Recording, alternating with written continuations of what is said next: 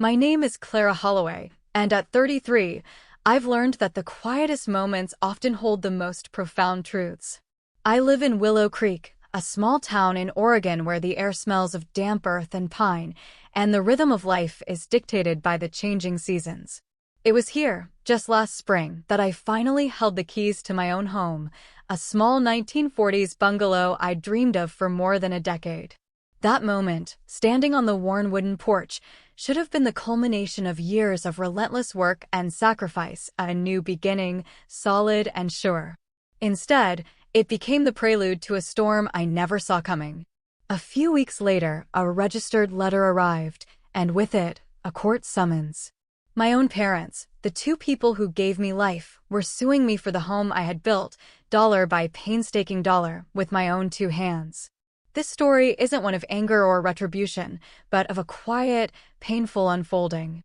It's about the strength it takes to draw a line in the name of self-respect, the slow and tender process of healing, and the realization that sometimes the greatest act of love is learning to protect your own peace. Growing up in the sprawling suburbs of Portland, the concept of financial security was an abstract one, like a storybook castle I could only glimpse from afar. My parents, Susan and Richard Holloway, were not malicious people. They were dreamers, perpetually caught in the undertow of their own optimism. They believed steadfastly that their big break was always just around the corner, a belief that kept our household in a state of constant, gentle chaos.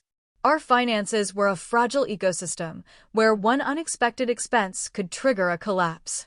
I don't remember a childhood winter that wasn't punctuated by the quiet chill of a house where the heating had been shut off. We'd bundle up in sweaters and blankets, my mother humming a tune as if it were a cozy game, her cheerfulness a thin veil over the anxiety that hummed just beneath the surface. Our phone line was a fleeting luxury, and friends learned to stop calling. Water shutoffs meant quiet trips to the public park, filling plastic jugs at the spigot, a task we performed with a silent, shared understanding that this was our temporary reality.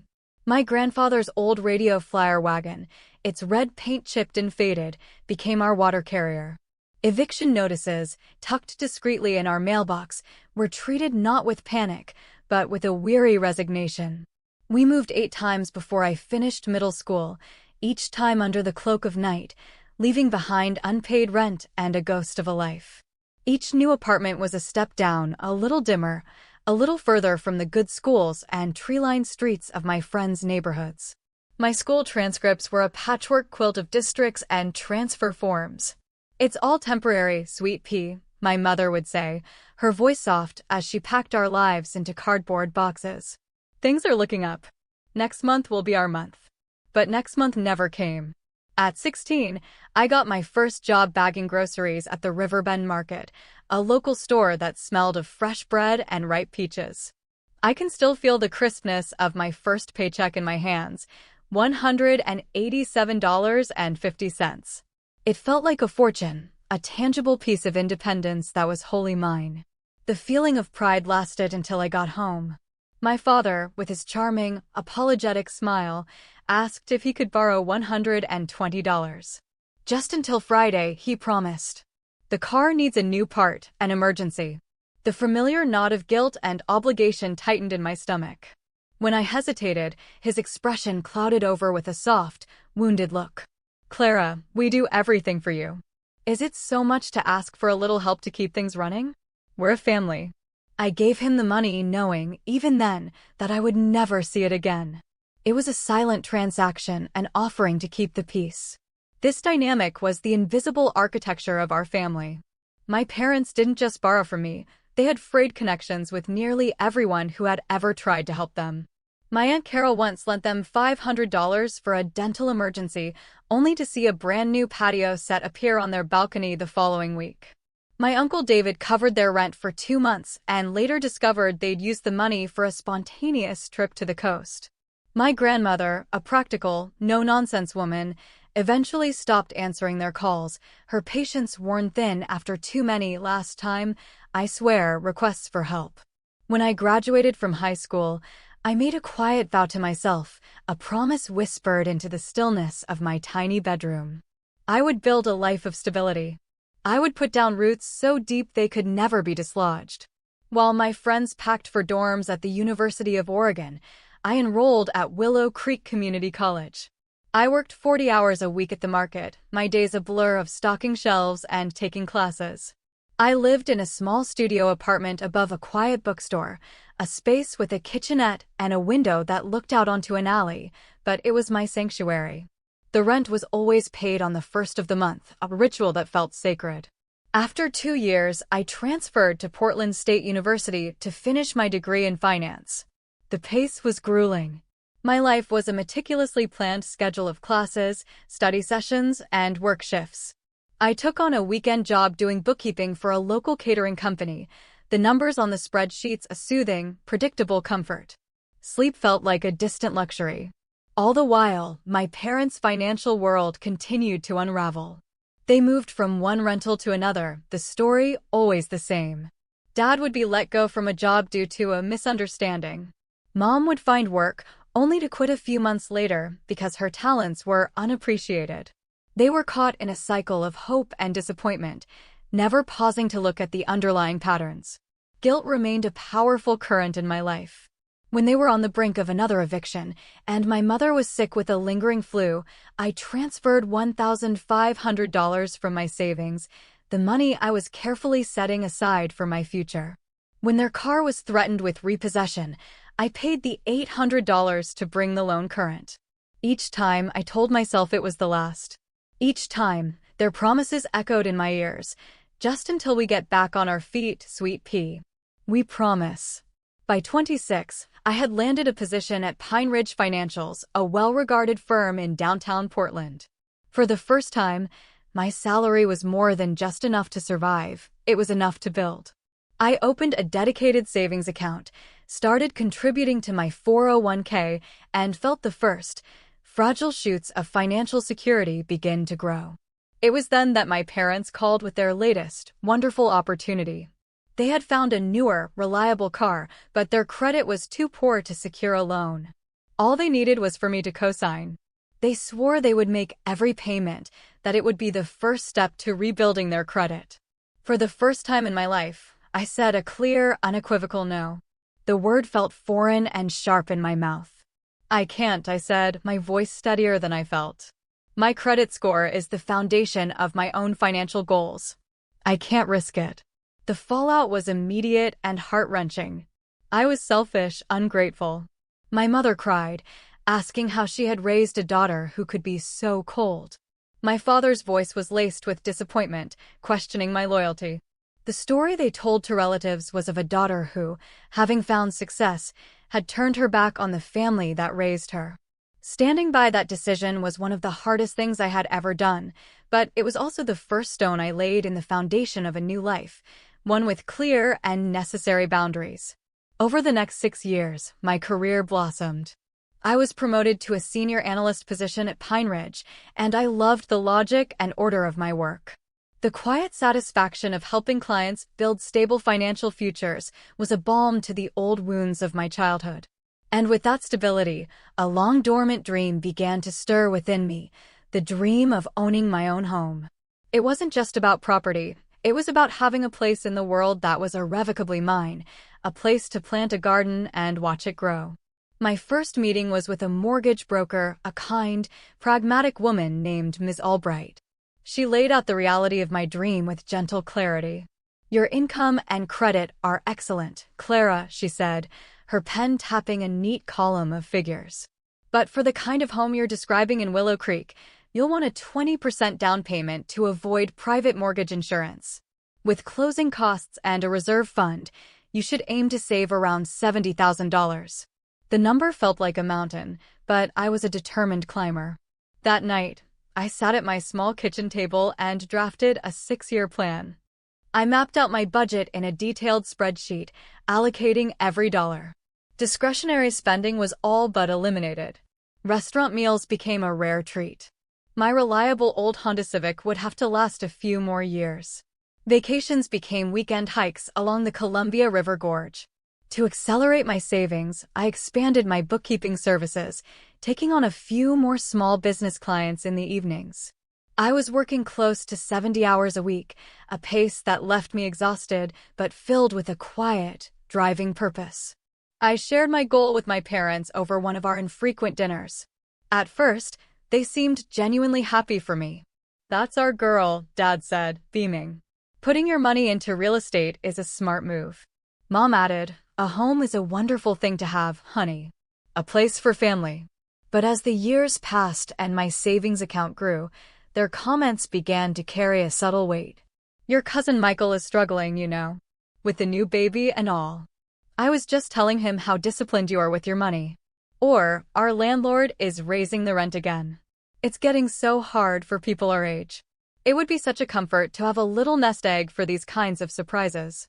I learned to deflect these hints with gentle non-answers. "It's a really tight budget, Mom. I'm focused on the down payment. Have you looked into the senior assistance programs we talked about?" After 5.5 years of unwavering focus, I reached my goal. The number in my savings account finally matched the one on my plan. It was time. The house hunt itself was a journey of patience and hope. My realtor, Sarah, understood that I wasn't looking for perfection. I wanted character, a place with a soul. After months of searching, we found it on a quiet, tree-lined street called Hazelwood Lane. It was a 1940s bungalow, painted a soft buttercup yellow, with a porch swing and a wild, overgrown garden in the back. It needed work, the floors needed refinishing, the kitchen was dated, but its bones were strong, and it was filled with a warm, inviting light. Most importantly, it felt like home. The day my offer was accepted was one of the most profound of my life. I called my parents, my voice bubbling with an excitement I couldn't contain. My father's first question was practical. "What did you pay for it?" $350,000, I told him. "It's a great price for the neighborhood, and it has so much potential." A long, heavy silence stretched across the line. Then, my mother's voice, tight and strained, "So you had $70,000 in the bank?" All this time, the question felt like an accusation. "Yes, Mom. For the down payment and closing costs. I've been saving for almost 6 years." Another silence. "We could have really used a hand with my medical copays this year," she said, her voice trembling slightly. "But I suppose a house was more important than your mother's health." My heart sank. "Your insurance covered most of it, Mom. And I helped with what I could."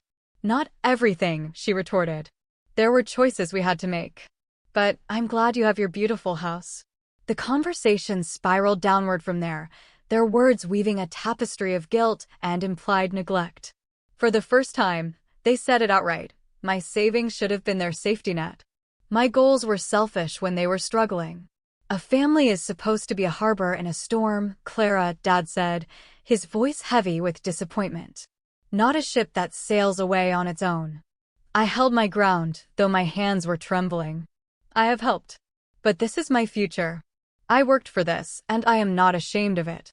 The weeks leading up to closing were a blur of inspections and paperwork. My parents were distant, their text messages brief and cool. Finally, the day arrived. As I sat at the title company's long mahogany table, signing my name over and over, a deep sense of peace settled over me. This was real. This was mine. That night, I sat on the hardwood floor of my empty living room, eating pizza out of a box and looking around at the moonlit space. It was a moment of pure, unadulterated joy, though a small shadow of my parents' disapproval lingered at the edges. But I wouldn't let it tarnish this. This little yellow house was a monument to my resilience, and nothing could take that away.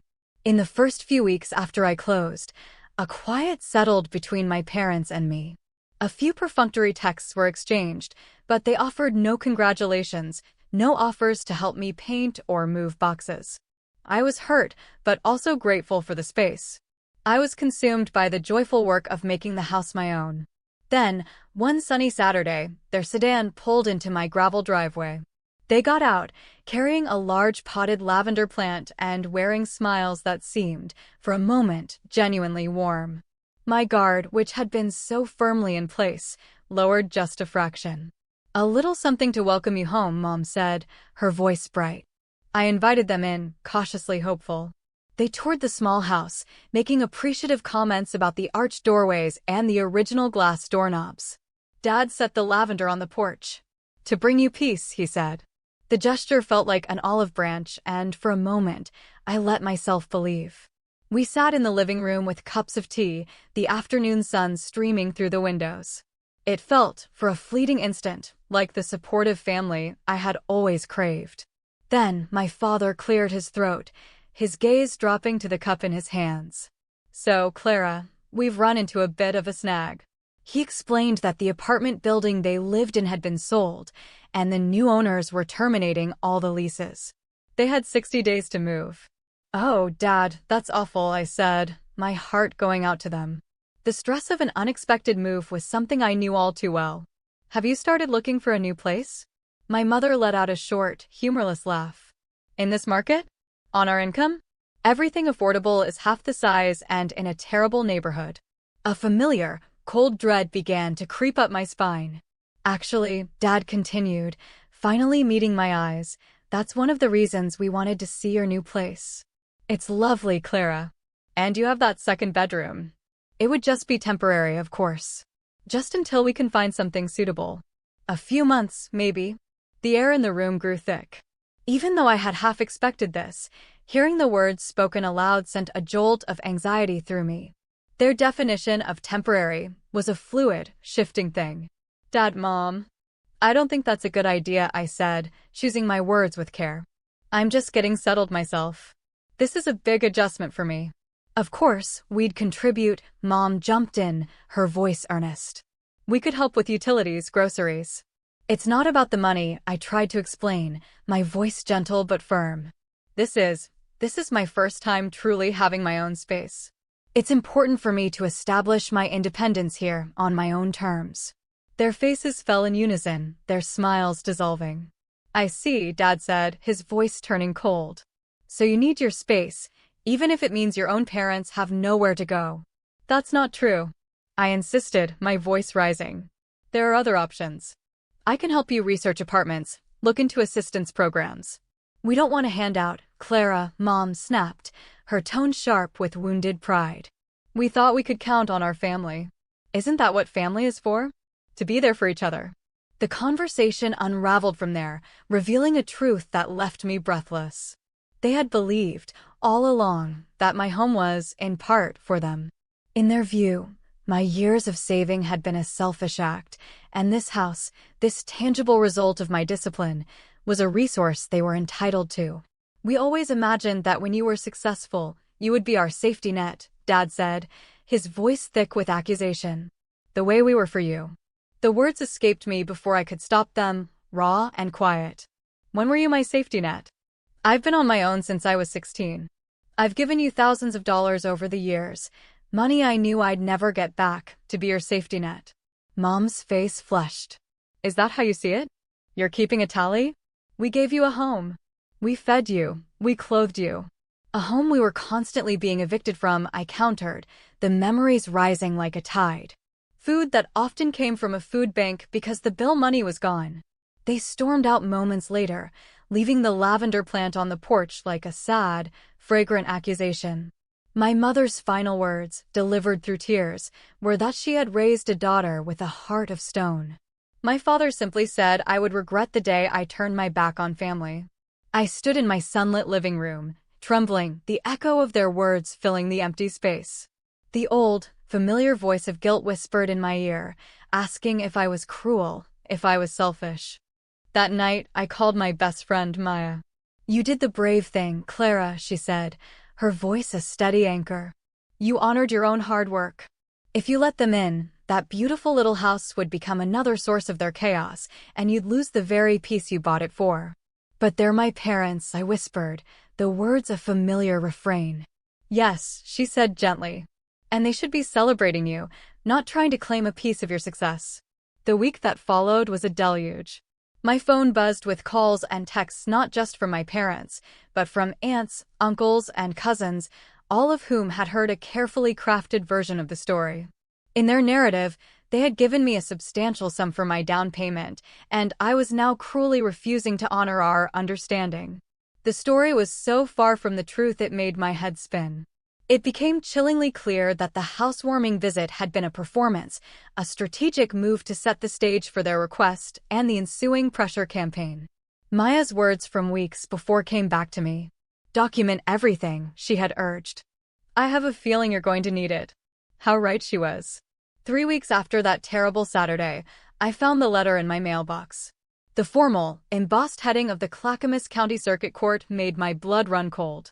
I sank onto my kitchen stool, the crisp paper trembling in my hands. Summons to appear. Civil Case No. C-23-1184. Plaintiffs, Richard and Susan Holloway. Defendant, Clara Holloway. The cause of action, breach of verbal contract and unjust enrichment. They were suing me. The absurdity of it was so immense, it was almost impossible to process. With numb fingers, I called Maya. "They're taking me to court," I said, my voice barely a whisper. "They're claiming they helped pay for my house and that we had a verbal agreement for them to live here." There was a moment of stunned silence on the other end. "Clara, this is a whole other level," she said finally. "You need a lawyer. A good one." My colleague went through a property dispute and used a woman named Eleanor Vance. She said she was brilliant. "I'll send you her number." The next day, I sat in Eleanor Vance's calm, book-lined office. She was a woman in her 50s with kind, intelligent eyes and a presence that was both reassuring and formidable. I spread my life out on her conference table. The summons, my bank statements, my pay stubs, my tax returns. A paper trail of my discipline. "So," she said, after listening to my story without interruption, "they're alleging a financial contribution and a verbal agreement, but you have meticulous records proving every dollar of your down payment came from your own earnings. And there was never any such agreement." "That's correct," I confirmed. "They never gave me a cent." In fact, I pushed another folder across the table, one documenting the thousands of dollars I had transferred to them over the years. "The money has only ever flowed in one direction." Eleanor nodded, her expression thoughtful. "The burden of proof is on them, Clara. But their narrative is a powerful one because it preys on our assumptions about family. We will need to counter it not with emotion, but with irrefutable facts." Their lawyer, she discovered, was claiming they had given me regular cash payments, gifts they insisted I tuck away for my house fund. As we prepared for the hearing, a fuller, more heartbreaking picture of their deception emerged. They had been seeding this story among our relatives for years. "We're helping Clara save for her first home," they'd say proudly. The lie was so deeply woven into their reality that perhaps they had even come to believe it themselves. The weeks leading up to the court date were an emotional gauntlet. Sleep became a stranger. I replayed every conversation we'd ever had, searching for any word or phrase they could have twisted. My focus at work splintered. My supervisor, a compassionate woman named Mr. Henderson, noticed. "Clara, you don't seem yourself," he said one afternoon, calling me into his office. Embarrassed, I gave him a brief, sanitized version of the situation. His response was one of pure empathy. "Family matters are the hardest. Take whatever time you need. Work from home if it helps. We'll support you." His kindness was a small light in a very dark tunnel. The night before the hearing, I sat alone in my little yellow house, surrounded by neat stacks of documents. Our case was airtight, yet I felt an emptiness that ached. This house, my symbol of independence, was now the reason I was at war with my own parents. For a fleeting moment, I considered surrender. What if I just gave in? But then I remembered Maya's words and the promise I had made to myself all those years ago. This wasn't just about a house. It was about my right to my own life. I would see it through. The morning of the hearing dawned gray and misty, the Oregon sky weeping a soft drizzle. Walking into the sterile, impersonal courthouse, I saw them. My parents stood with their lawyer, a man with a slick, confident air. My mother was clutching a tissue. My father's arms were crossed, his jaw tight.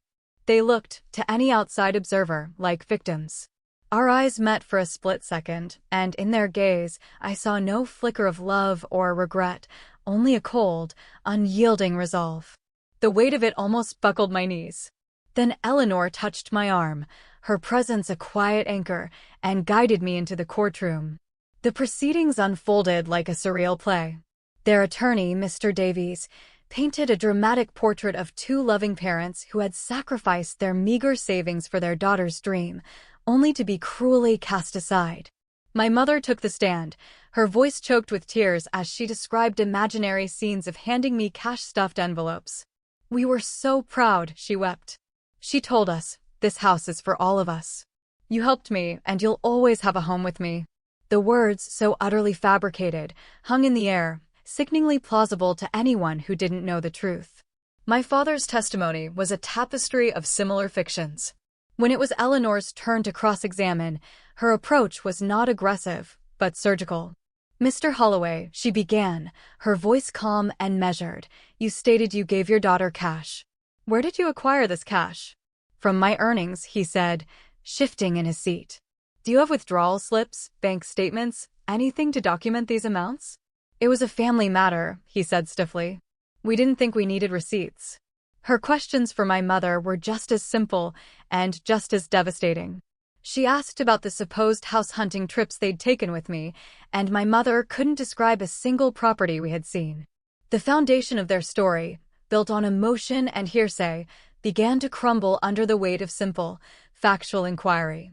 When I took the stand, I told my story, guided by Eleanor's clear, logical questions. I presented my paper trail, the quiet, undeniable proof of my long journey. I spoke of my love for my parents, but also of the truth.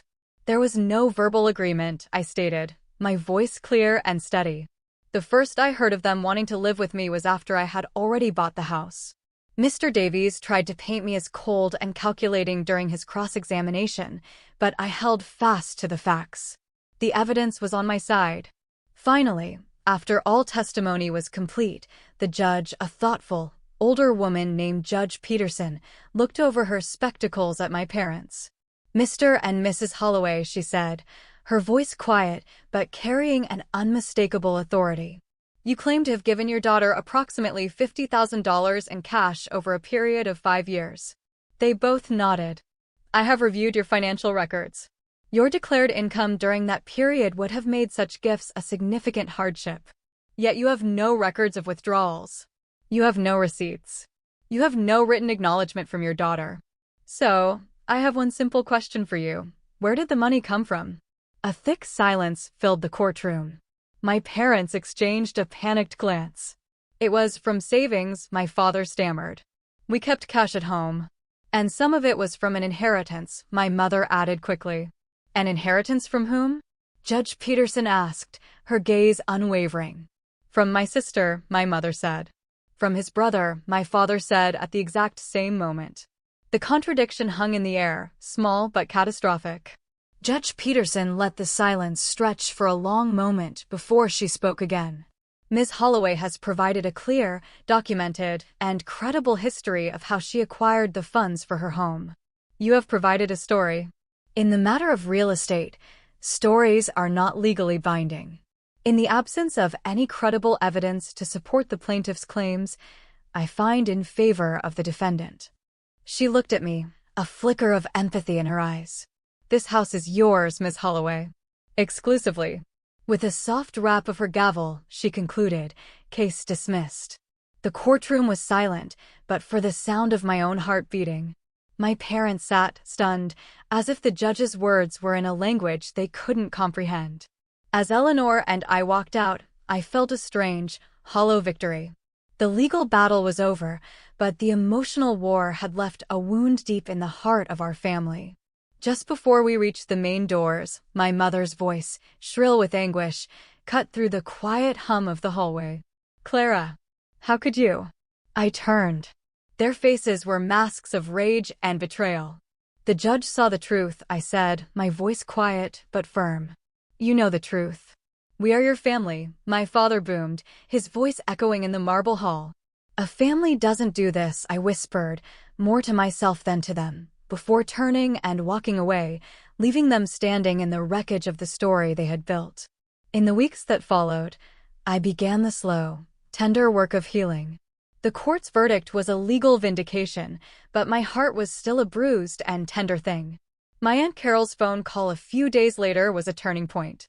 She told me a story from long ago about a similar fiction my parents had spun about a loan to her husband. "It's a pattern, Clara," she said gently. "This isn't about you. It's about them." Her words were a gift, a lifeline of validation that helped pull me from the sea of self-doubt. At Eleanor's suggestion, I began seeing a therapist, Dr. Sharma, a woman with a gentle spirit and profound wisdom. She helped me understand that what I had experienced was a form of financial and emotional abuse, and that setting boundaries was not an act of cruelty, but an act of survival. I implemented a no-contact period, a quiet space to let the wounds breathe. I changed the locks on my little yellow house and began, piece by piece, to reclaim it. I painted the living room a soft sage green. I spent weekends in the overgrown backyard, pulling weeds and planting a vegetable garden. With each small act, the house felt less like a battleground and more like a sanctuary. One day, I received a call from a storage facility. My parents had moved to Arizona, leaving their unit abandoned. I went, not knowing what to expect. Amidst the dusty furniture and forgotten household goods, I found a box with my name on it in my mother's familiar cursive. Inside were the artifacts of my childhood: school report cards, faded drawings, my first ballet slippers. They had held on to the evidence of their love for me, even as they were preparing to betray me. I sat on the cold concrete floor and wept, not with anger, but with a deep, aching grief for the family we might have been. Dr. Sharma's words came back to me: "People can be both, Clara. They can love you and harm you in the same breath. The love doesn't erase the harm, and the harm doesn't erase the love." A year after the court case, I hosted a small party in my garden to celebrate the house's anniversary. My friends, my found family, gathered under the string lights, their laughter filling the summer air. Maya, my steadfast friend, gave me a framed print that read, "She built a life she loved." Looking at their faces, I realized I had succeeded in creating what my parents never could: a community built on respect and genuine affection, not on obligation and guilt. A few weeks later, a letter arrived from Arizona. I recognized my mother's handwriting and my stomach clenched. I almost threw it away, but something made me open it. The letter was full of mundane details about their new life: the dry heat, a new doctor, a neighbor who brought them citrus from his tree. There was no apology, no acknowledgement of the pain they had caused. But then, tucked near the end, was a sentence that made me catch my breath. "We always thought we were helping you build a future," she wrote, "but looking back, I think maybe we were just trying to build one for ourselves, through you." It's all very confusing now. It wasn't an apology. It wasn't an admission of guilt. But it was a crack in the wall of their narrative, a flicker of self-awareness so faint it was barely there. It was, I realized, the most they were capable of giving. I didn't write back. I didn't call. I folded the letter and put it in the box with my ballet slippers. The path to reconciliation was not for me to pave. My journey was about healing myself, about honoring the woman I had become, not in spite of my past, but because of it. That evening, I sat on my porch swing, the lavender plant, now thriving, releasing its calming scent into the twilight air. The little yellow house stood solid around me, its light spilling out onto the quiet street. The storm had passed, and I was still standing. The roots I had so desperately sought were not in the soil of my garden, but within myself. They were deep, they were strong, and they were, finally, my own.